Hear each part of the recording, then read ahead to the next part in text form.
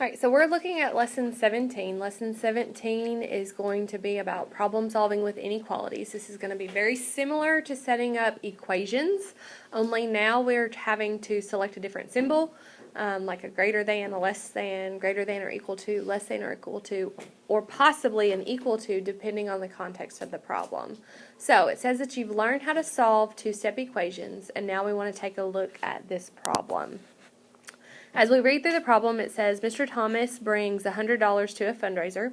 He wants to leave the event with at least $50 in his pocket.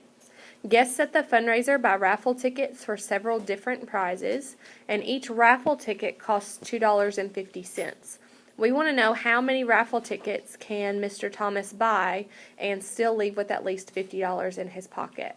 The first steps are that we're going to explore it. So we should probably do that for ourselves first by highlighting anything that's important. So Mr. Thomas is going to bring $100 to a fundraiser. He wants to leave with at least $50 in his pocket. Guests at the fundraiser buy raffle tickets for several different prizes. Each raffle ticket is going to cost $2.50. And we want to know how many raffle tickets can Mr. Thomas buy and still leave with at least $50 in his pocket. So that whole statement there is really important because it tells us what the whole problem is about. So if we start to explore it, we want to know how much money does Mr. Thomas have at the start of the fundraiser, and how much money does he have to start with? $100. We want to let T equal the number of tickets bought, and we want to write an expression to show how much it costs to buy tickets. So with the tickets, it's going to cost $2.50 per ticket. So how could I write that as an expression? 2.5x plus 50 equals 100. Does that represent only the tickets? How would we represent only the tickets? 2.5x, or use the variable that it gives us, 2.5t.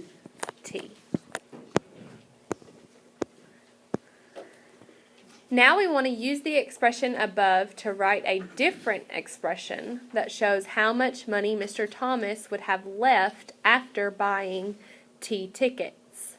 So, in this, we're talking about taking off the amount that he spent in tickets. So if we want to use the two expressions there, we could say 100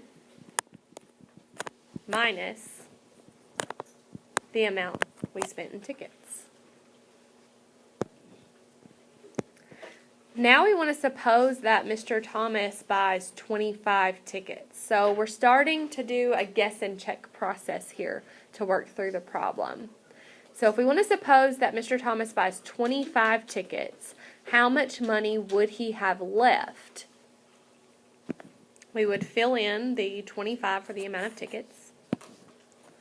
So 100 minus 2.5 times 25 would mean that we started with $100 and we're going to take off how much money? 62.50. We're going to take off $62.50. And when we do, how much money will we have left? 37.50. So is this at least $50? No. No. So that means that 25 tickets is too many tickets. Our next question says, suppose Mr. Thomas buys 20 tickets. How much money would he have left? And we want to know, is this at least $50? So we'll do the same thing, only with 20 tickets now instead of 25. So 100 minus 2.5 times 20 will be 100 minus how much money? 50. Minus $50. And how much money would that leave us? $50. $50. So does he have at least $50 left? Yes. Yes. So in the Next bullet, it says fill in the blank. Mr. Thomas could buy any number of tickets that is how many or fewer if we use the result from our last bullet. How many or fewer? 20. 20. Less than 20. Less than 20 or fewer tickets would allow him to have at least $50 left. Now that we have worked through the problem and answered the bullets that help guide us through the word problem, we're going to find out more. And when we find out more, we're going to take that same information and now turn it into an inequality statement that can be solved. So it says that you can solve the problem on the previous page by writing and solving an inequality. You would do as we've always done in class. Take the wording and create the statement that you could fill in with numbers. So, based on the wording, we've got the starting amount of $100. We're going to take off the ticket price and the amount of tickets. That gives us the total we spent in tickets. So, 2.5 times T. And because we need to have at least $50 or less, that means that we want to have greater than or equal to $50 left. So we just had to make a decision about what symbol to use. And based on the amount of money that we want left, we need greater than or equal to. So now, we're taking what we already know about solving equations and relating it to solving inequalities. And solving a two-step inequality is similar to solving a two-step equation. But when you multiply or divide each side by a negative, you reverse the inequality symbol. And that's what we looked at through that tutorial in the video or in class the other day that's now linked to my website as well. So, you're taking your inequality statement of 100 minus 2.5t is greater than or equal to 50. You're going to subtract 100 from both sides, leaving you with negative 2.5t is greater than or equal to negative 50. From this step, we would divide by negative 2.5. And the fact that we are dividing by a negative takes our original symbol and reverses it. So we now have t is less than or equal to 20, meaning he can buy 20 or fewer tickets and still have $50 or more left. Now we want to use integer inequalities to examine why the symbol is reversed. And this is exactly like what we looked at in the tutorial. So let's use integer inequalities to examine why the symbol is reversed. If A is negative 3 and B is 3, A is less than B. And on the number line, A is to the left of 0 and B is to the right of 0. So this is just demonstrating where these points are on a number line. Now if you divide both A and B by a negative 1 and compare the values, you can see that A and B are now reversed, changing the inequality statement or the relationship. So when you multiply or divide by a negative number, you're reversing the relationship because you're reversing the number's position on a number line. So if we reflect based on the division in our example, multiplying and dividing by a negative has the same outcome on our number. It changes its symbol. So for example, negative 1 is greater than negative 6, and if you divide by a negative on both sides, you now have 1 is less than 6. This is the same thing as if you were to multiply by negative 1. So multiplication and division has the same effect, meaning they will both reverse the relationship.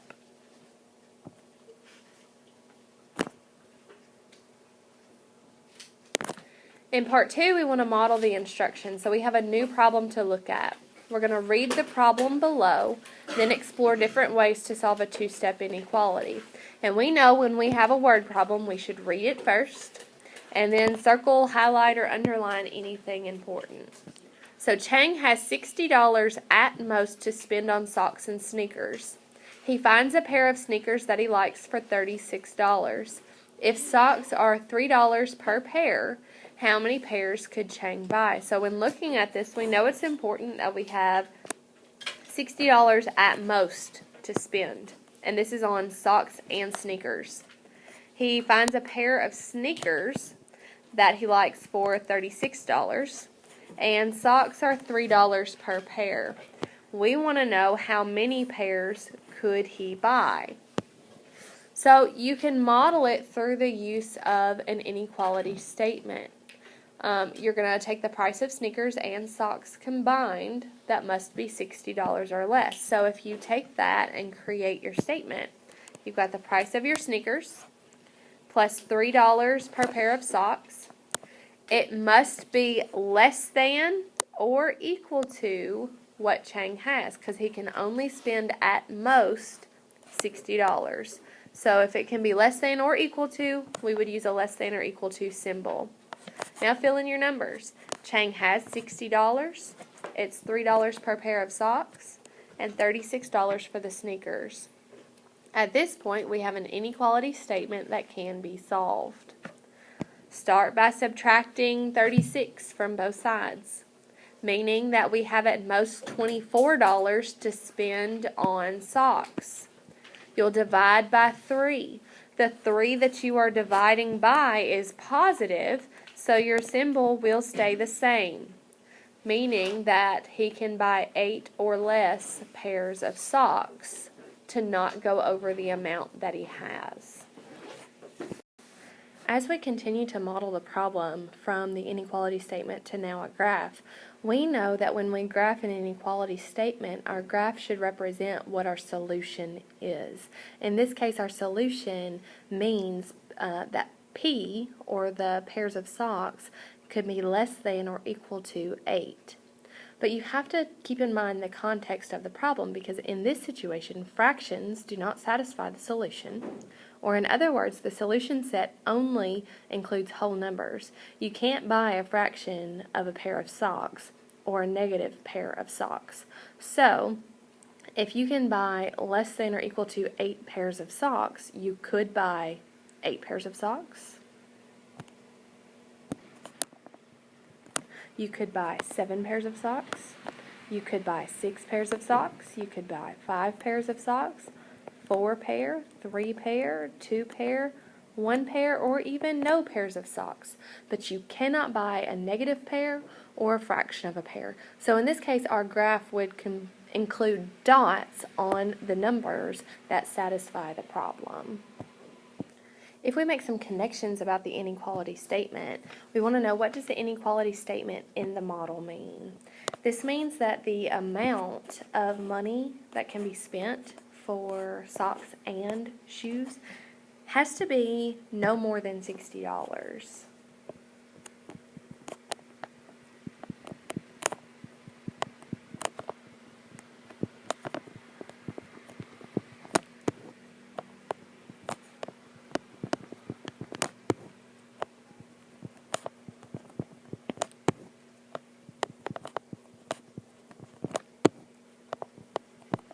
So that means that it must be less than or equal to $60.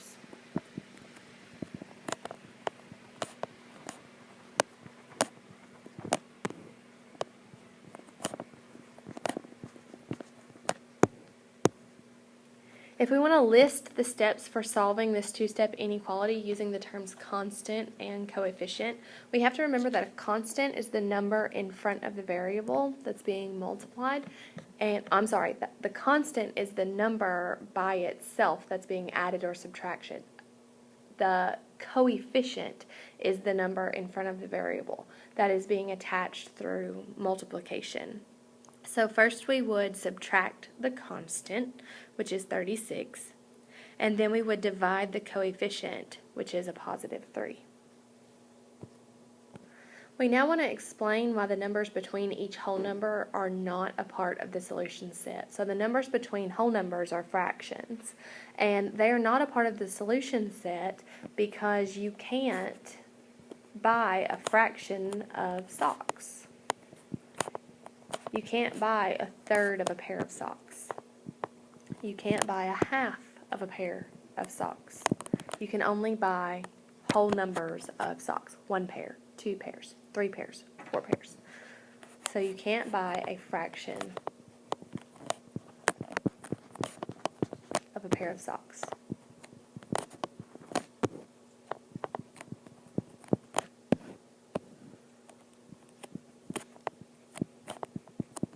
Also, if you can't buy a fraction of a pair of socks, you can't buy a decimal of a pair either. Now, according to the graph, what is the complete solution set for the inequality?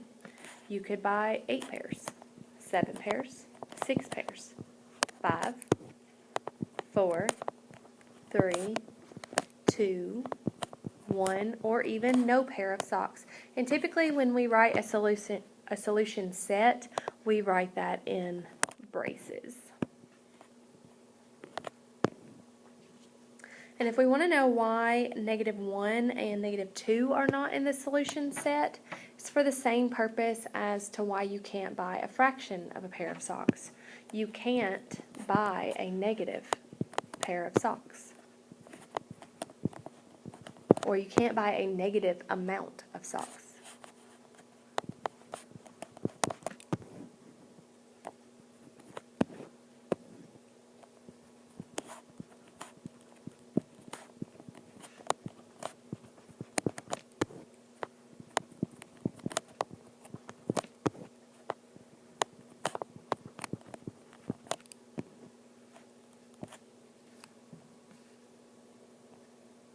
In question 6, we're asked, how do you graph the solution set of an inequality when that set includes only whole numbers? Typically, we think about the solution being an open or closed circle with an arrow pointing in the direction that represents the answers. Because we have only a specific amount of answers here, you placed a closed dot on all of the whole numbers that represent our answer.